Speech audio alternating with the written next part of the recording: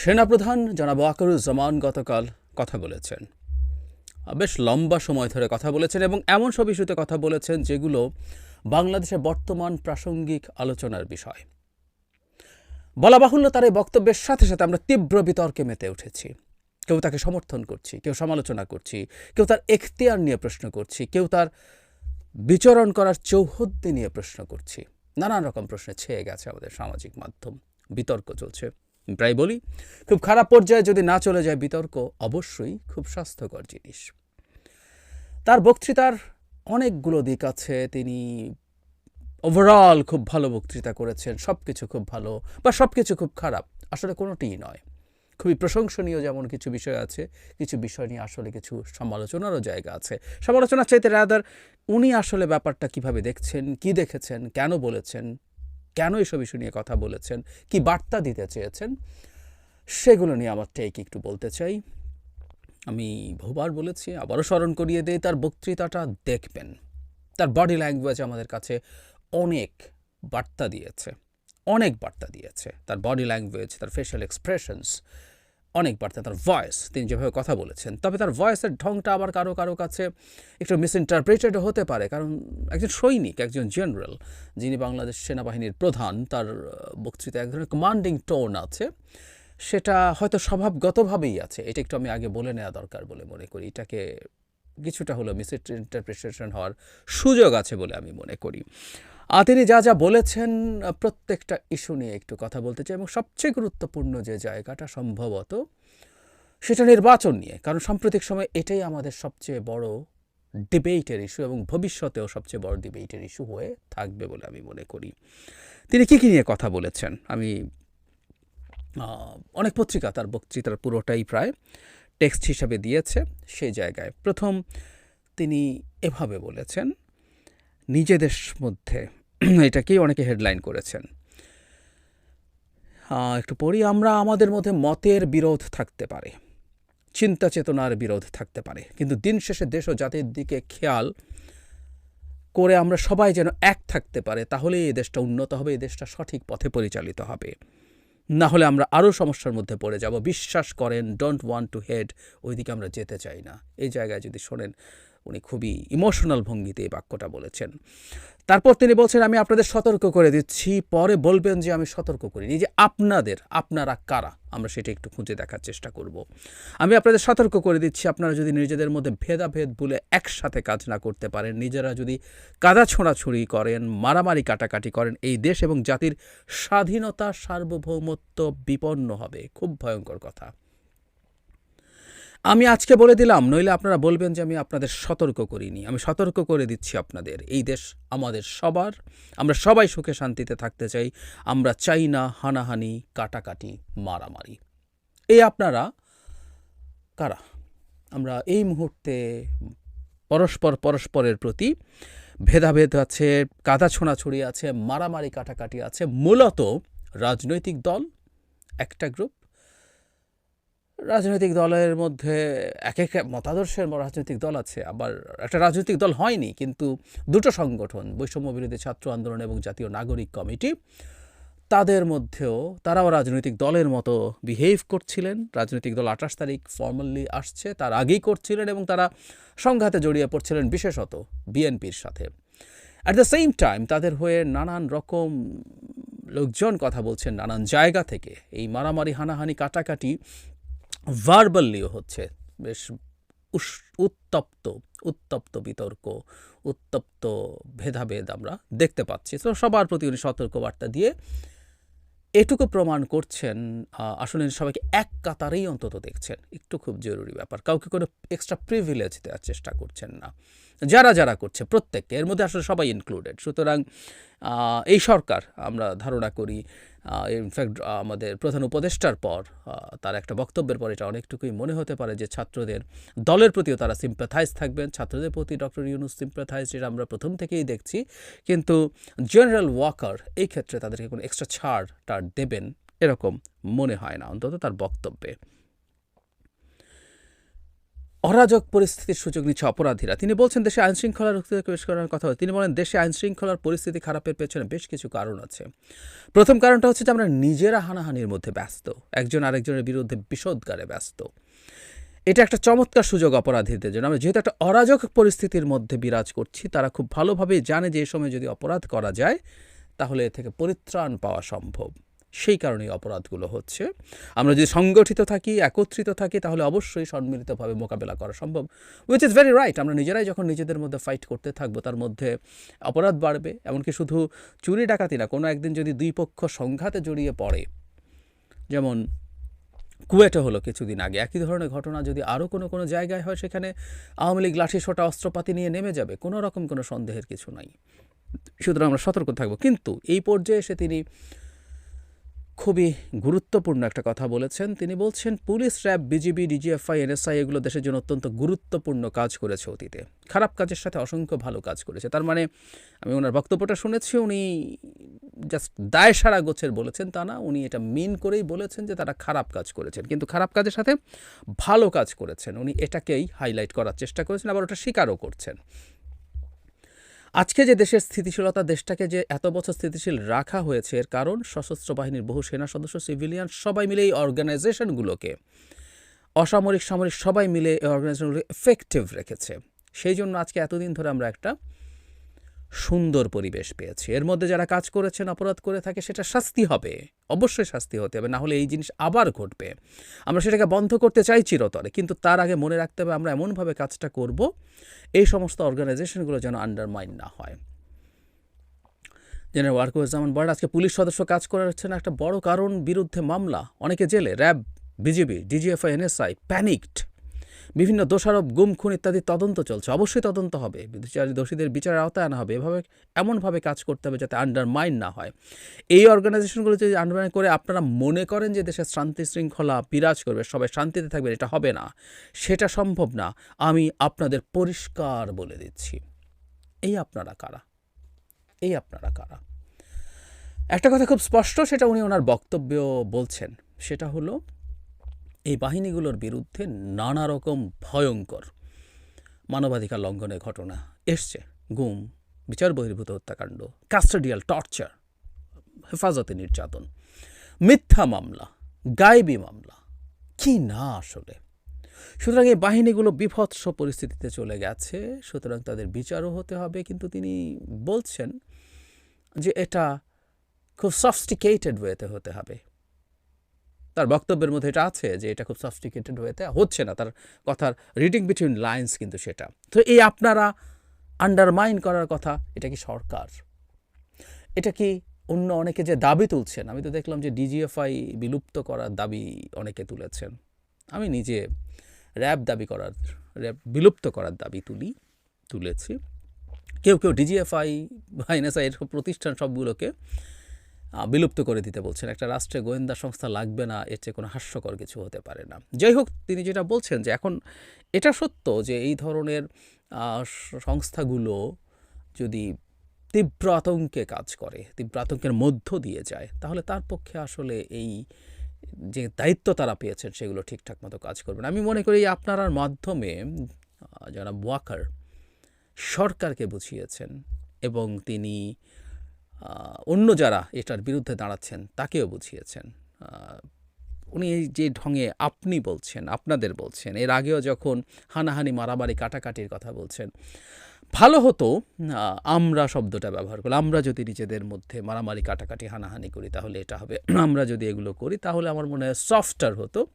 কিন্তু উনি আপনি, আপনাদের শব্দটা বহুবার ব্যবহার করেছেন, এটা একটা সিগনিফিক্যান্ট জায়গা।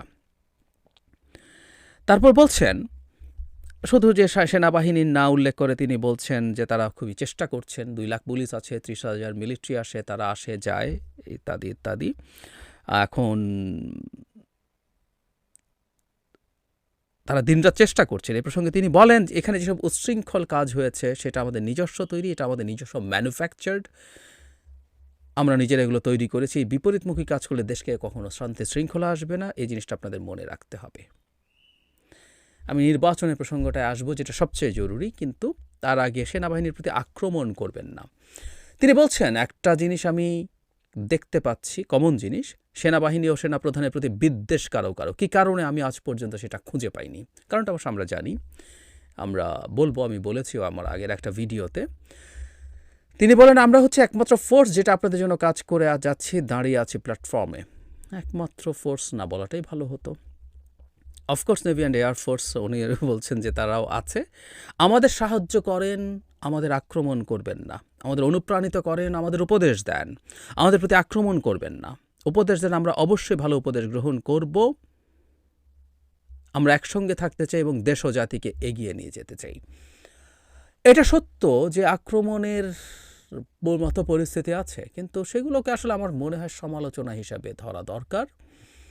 উনি সমালোচনা শব্দটাও ব্যবহার করেননি, উনি বলছেন পরামর্শ দিতে। না, আমরা সেনাবাহিনী সহ সবগুলো প্রতিষ্ঠানকে আসলে সমালোচনা করার অধিকার চাই, এবং কোনো কোনো ক্ষেত্রে সেটা ভাষা যদি আক্রমণাত্মক হয়ও সেই ব্যাপারে তাদের জায়গা থেকে অন্তত একসেপ্ট করার মানসিকতা থাকা দরকার। ভবিষ্যতের বাংলাদেশে আসলে আমরা সেনাবাহিনী যে এক ধরনের ট্যাবু, সেনাবাহিনী নিয়ে খুব বেশি কথা বলা যাবে না, সেনাবাহিনীর বাজেট কী হবে, তার কী কী ইকুইপমেন্টস কিনতে হবে, আমাদের সামরিক পলিসি কী হবে, এগুলো নিয়ে যে আলাপ করা যাবে না জনপরিসরের এক ধরনের নিষেধাজ্ঞা ছিল। এমনকি ক্যান্টনমেন্ট শব্দটাও লোকজন ঠিকমতো বলতেন, এটা অচ্ছুত শব্দ, উত্তরপাড়া ঢাকা বোঝানোর জন্য অনেকে বলতেন। আমরা সামনের বাংলাদেশে এই জিনিসগুলো চাই। আমরা মনে করি একটা জনগণের সেনাবাহিনী, এই রাষ্ট্রের সেনাবাহিনী, তারা এটা একসেপ্ট করবেন। তবে হ্যাঁ, আক্রমণ যে শব্দটা ব্যবহার করছেন এগুলো পরিহার করা উচিত। কিন্তু ওই যে বলছেন উনি ঠিক বুঝতে পারেন না, কেন বুঝতে পারেন না?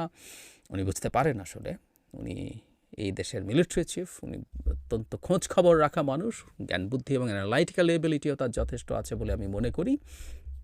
সুতরাং তিনি বুঝেছেন আসল কথাটা হচ্ছে তার কিছু অ্যাটিটিউড, বিশেষ করে প্রধান যে সমস্যা অনেকের কাছে, এবং সেটাকে কেন্দ্র করে ঘটনা ঘটেছে। উনি অনেকের খোয়াবের প্রাসাদ তৈরি করা বা খোয়াবের পথে, খোয়াব পরিপূর্ণ করার পথে বাধা হয়ে দাঁড়িয়েছেন। সেই জায়গায় আসবো, সে কারণেই তাকে অনেকে পছন্দ করে না, শুরু থেকে তাকে সরিয়ে দিতে চেয়েছে।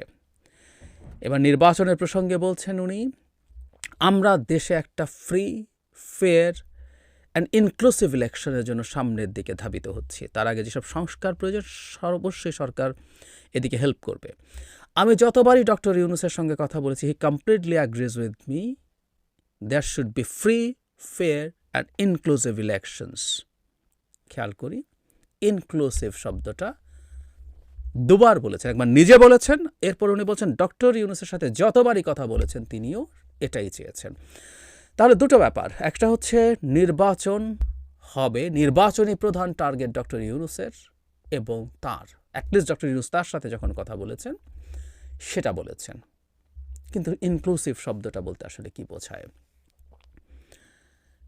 আমার মনে হয় এটা আমরা বুঝে নেব, কারণ এই শব্দটার অনেকগুলো ডাইমেনশন, অনেকভাবে অনেকে ভাবতে পারেন যে আওয়ামী লীগ বাদ দিয়ে যাবতীয় সব দল মিলে একসাথে কাজ করবে, কিন্তু ইনক্লুসিভ শব্দটাকে উনি বলা ইন্ডিকেট করে আমি মনে করি আওয়ামী লীগও নির্বাচনে আসুক বা আসার পরিস্থিতি থাকুক, এটা সম্ভবত তিনি বোঝাতে চেয়েছেন। আমি নিশ্চিত নই, কিন্তু আমার কাছে মনে হয়েছে এটা। এখন আওয়ামী লীগ নিষিদ্ধ হবে কি হবে না এটা নিয়ে আমরা তীব্র এবং উত্তপ্ত বিতর্কে জড়িয়ে পড়েছি। সেনাপ্রধান যখন এটা বলেছেন, আমি ধারণা করি এটা তাকে আবারও টার্গেটে পরিণত করবে আওয়ামী লীগের দালাল, যারা আওয়ামী লীগ নিষিদ্ধ করা নিয়ে কোনো না কোনো রকম অল্টারনেটিভ কোনো চিন্তার কথা বলে, তাদের ঘাড়ে, তাদের কপালে এসে এটা জোটে। আমরা খেয়াল করব শুধুমাত্র বিভিন্ন বিদেশি দূতাবাস না, আমাদের একজন উপদেষ্টাকে আমি ছাত্র উপদেষ্টাকে বলতে শুনেছি, প্রকাশ্যে মিডিয়া নিউজ এসছে, যে দূতাবাসগুলো চায় না কোনোভাবেই, তাদেরকে বলেছে যে আওয়ামী লীগ নিষিদ্ধ হোক। কিন্তু শুধু তাই না, জাতিসংঘের যে মানবাধিকার হাই কমিশনের যে রিপোর্ট আমাদের সামনে এসে হাজির হয়েছে, দুর্দান্ত রিপোর্ট, এবং শেখ হাসিনা এবং আওয়ামী লীগকে ডুবিয়ে দিয়েছে, কিন্তু তারাও রেকমেন্ডেশনে কোনো রাজনৈতিক দল আওয়ামী লীগকেও নিষিদ্ধ করার বিপক্ষে অবস্থান নিয়েছে। তো আমি জানি না সরকারের যারা সর্বোচ্চ পর্যায়ে থাকেন তাদের নানা রকম তথ্য থাকে, ঠিক কতটা কন্ডিশন আছে, কতটা চাপ আছে সেটা তারা ভালোভাবেই জানেন। আবার কেউ কেউ বলতে পারেন বিদেশিদের চাপ গ্রাহ্য করতে হবে কেন, এই আলোচনা আজকে না, কিন্তু এটুকু বলে রাখি, একটা বিশ্ব ব্যবস্থায় আমরা যখন বসবাস করব, আমাদের অনেক কিছুই আসলে বাইরের সাথে জিওপলিটিক্যাল পজিশন, ইন্টারন্যাশনাল রিলেশনের দিক থেকে দেখতে হবে। এরপর তিনি বলছেন, and that election should be within December or near বাইরে কয়েকটা কিছু উনি বলেছিলেন। তার মানে যতবার গেছেন ততবারই বলেছেন এবং সেটা ডিসেম্বরের কাছাকাছি। আমি প্রথমেই বলেছিলাম 18 মাসের মধ্যে একটা ইলেকশন। অনেকে না এইটা নিয়ে সমালোচনা করেছিলেন, ভিন্ন কথা বলতে চেয়েছিলেন। আমি মনে করতে পারি প্রধান উপদেষ্টা প্রেস সচিব তার এই যে জনাব ওয়াকারুজ্জামানের যে 18 মাস বলেছিলেন তিনি রয়টার্সের যে ইন্টারভিউতে, সেটা 18 মাস ভেতরে একটু অন্যভাবে কথাটা ছিল। তো এটা নিয়ে ভিন্নভাবে ব্যাখ্যা দেওয়ার চেষ্টা করেছিলেন। এখানে খুব স্পষ্ট আবার হলো জনাব ওয়াকার অবশ্যই 18 মাসের কথা বলেছিলেন। তারপর উনি বলছেন আমার মনে হয় সরকার সেদিকেই ধাবিত হচ্ছে। ডক্টর ইউনূস যথাসাধ্য চেষ্টা করে যাচ্ছেন যে দেশটাকে ইউনাইটেড রাখতে কাজ করে যাচ্ছেন উনি। আমি তাকে আমাদের সাহায্য করতে হবে, উনি যেন সফল হতে পারেন সেদিকে আমরা সবাই চেষ্টা করব, আমরা সবাই একসাথে কাজ করব ইনশাআল্লাহ। তিনি ডক্টর ইউনূস 2-3 বার বলেছেন, প্রত্যেকবার ডক্টর ইউনূস বলেছেন, মাননীয় প্রধান উপদেষ্টা বলেননি। এটাকে নানান ব্যাখ্যা অনেকে করছেন। তিনি বেয়াদবি করছেন, তিনি সভ্যতা দেখাননি, এরকম নানান রকম ব্যাখ্যা করছেন যে এটা না করার মাধ্যমে তিনি সেই ইন্ডিকেশন দিয়েছেন। আমার কাছে ব্যাপারটা সেরকম মনে হয়নি। আমরা যে কোনো দেশের রাষ্ট্রপতি, প্রধানমন্ত্রী প্রত্যেককে আমরা এভাবে কল করি, বাইরে করে অন্তত আমাদের এই চর্চায় কোনো সমস্যা নেই। আমি খুব মেজর কিছু আসলে এর মধ্যে খুঁজতে যাই না, কিন্তু যে কথাটা জরুরি সেটা হচ্ছে তার সাথে বসে তারা নির্বাচনের ব্যাপারে 18 মাসের মধ্যে নির্বাচনের ব্যাপারে সরকার ধাবিত হচ্ছে বলে তিনি মনে করেন। এটাই আসলে সেই জায়গা যেখানে আসলে উনি সমস্যা তৈরি করছেন অনেকের জন্য।